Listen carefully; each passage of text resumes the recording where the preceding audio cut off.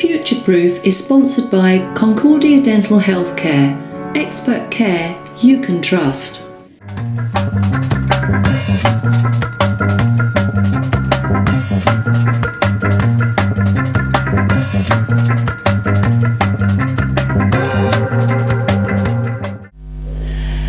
Hello and welcome back to Future Proof. You're watching Sarah Hopwood as I continue this discussion with Orlando Gough, a very, very well-known musician. I knew when he was going to be heading up the Jubilant Commonwealth Choir on the River Thames with Dear Mary King. I knew that I was going to be in the company of some very, very established and able musicians. And in the second half, I just want to hear more about who Orlando is and his journey from school to today, but also who's inspired him, who's upheld him, and what little nuggets of gold can he share with us now. Thank you for staying with me, Orlando. That's set you up, hasn't it? Yes, me. Yes, I can talk about me. How marvellous.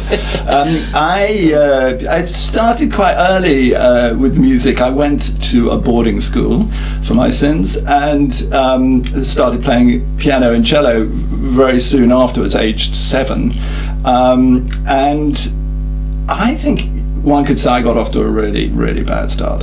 I started on the cello, and almost the first thing that happened, I was learning from a woman called Mrs. Fry, and there were 2 other boys, both learning at the same time, Hawkinson and Watson. We didn't have Christian names in those days, they were just Hawkinson and Watson, and we were learning from Mrs. Fry, and we had a very, very simple book of studies that we just started. We'd just done the first page, and Hawkinson was quite good, Watson was hopeless, and I was sort of somewhere in between, and we'd been playing for probably about 3 weeks, and it was just a couple of things we could do, and then a notice appeared on the notice board saying Mrs. Fry's trio will give a concert in the school hall in, let's say, 3 weeks' time.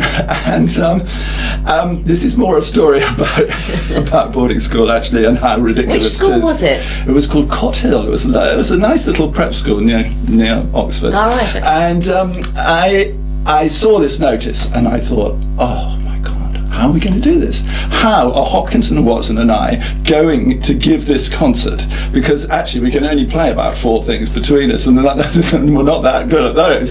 So instead of saying anything to either the 2 of them, or indeed to anybody else, as you might if you had any sense at all, I just suffered in silence. I didn't sleep at all. I was just thinking how we can do this, how we can do all these, somehow make a concert out of these 4 pieces. And then eventually, about 2 days before, I went to the headmaster and I said, I really don't think we can do this. And he, to his great credit, didn't burst into laughter, but he told me that Mrs. Fry was going to come with 2 friends of hers and give a concert in the school. So you just... And that, I think, probably should have put me off a musical career, but here I am, a long time later, having made my career as a composer. So that was mainly because I was kind of nurtured in a good way at school, had a very interesting piano teacher, and then when I got to secondary school, had a really interesting music teacher who encouraged me to compose. And in those days, that was not so normal. You didn't do GCSE music composition. You just did theory and that kind of stuff.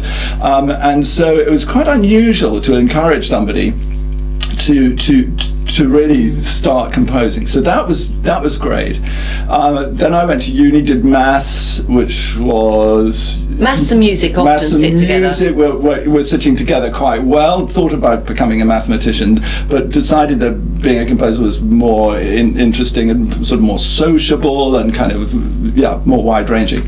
And so I got going and came to London, started a band. I didn't really quite know actually how to go into the world of composition, and so in a way I think there was an interesting moment, because if I'd thought about it, I probably would have done something else more sensible, but I didn't think about it. I just kind of went with it. I just went with it. It's a big lesson there, I think. Started a band because the good thing about starting a band was you could just get on with it. You didn't have to wait for the phone to ring or anything like that. You just, when you actually picked up the phone, got collaborators and got going. And were you composing your own music at that time for the band? Yes, and that was kind of the point, actually, in a way, was to compose music. You could actually then compose and actually perform your stuff.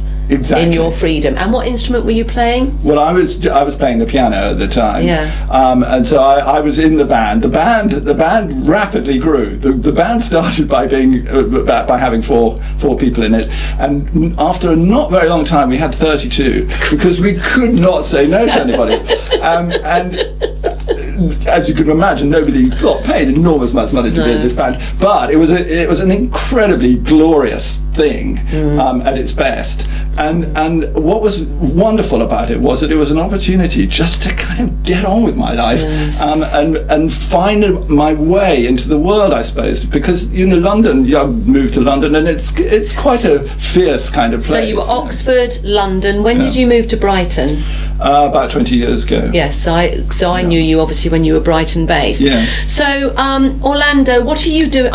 Before we finish, I really want to hear what you're doing now, because you obviously composed the music for the River Thames. We need to make that, and we have recordings. I have 2 CDs, one from the actual River Thames. Do you remember what you said opening up when we were in the rain and we were about to kick off? Do you remember what you said? What did I say? You said we may never ever come together again. So bottom line was, I can't remember, make sure you enjoy it, and it's such a lesson for the journey of life. Life is not a rehearsal. Yeah. So we had all that stuff. You're going to be navigating all sorts of terrain in life. Just make sure it's not a rehearsal. Yeah, it was about being in the moment, wasn't it? Mindfulness.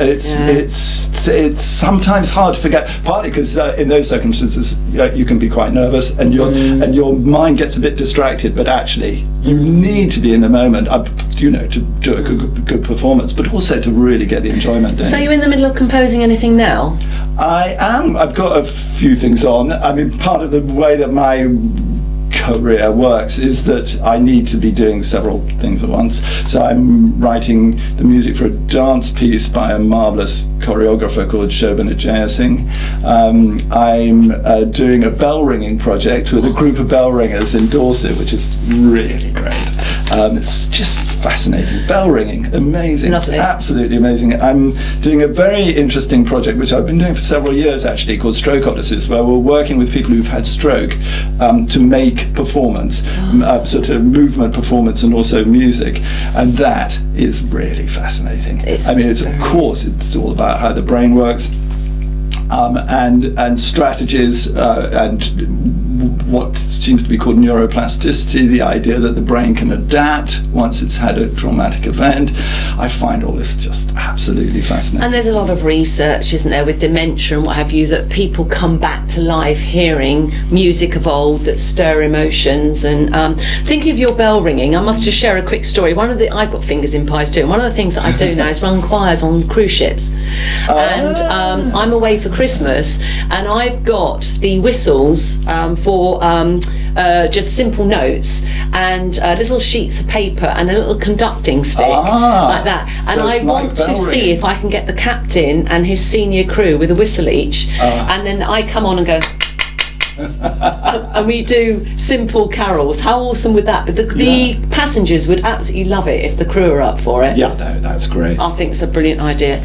Could you get everybody on the ship? Well, you need a lot of whistles. Yeah, no. Literally a number of whistles, which is numbered. But hopefully everybody on the ship will come and join the choir. Yes. I've got the theme tune is Howard's Way, which is the theme tune of course. Always There, I think. And there'll be carols and all sorts of other things.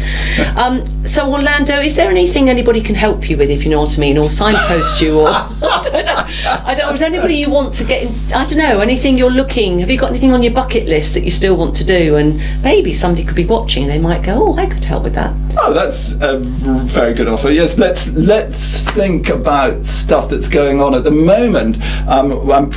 I'm doing 2 interesting projects down in Sussex at the moment. One in Hastings, where I'm writing an opera, which is kind of essentially about Hastings, which is a very fascinating place. And the other is I'm preparing to do a choral piece in Lewes, which is actually an hour-long kind of expansion fantasy on Can't Get You Out of My Head by Kylie Minogue. I've got 30 seconds, just so you know. 30 seconds to talk about Kylie Minogue.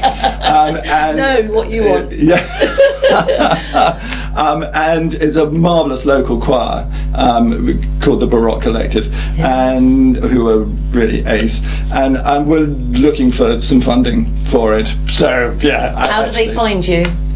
They find me. I have a website, orlandogough.com. Yes, and it's got my contact details. I think that's probably the easiest way. So it's Orlando, Gough.com. It's been a pleasure, real pleasure speaking with you. It's been a pleasure too. Thank you so much, Orlando. Do contact him if you can help, and indeed go and support and listen to him too. Thank you so much. Very Thanks. good. Thank you. Bye. Bye.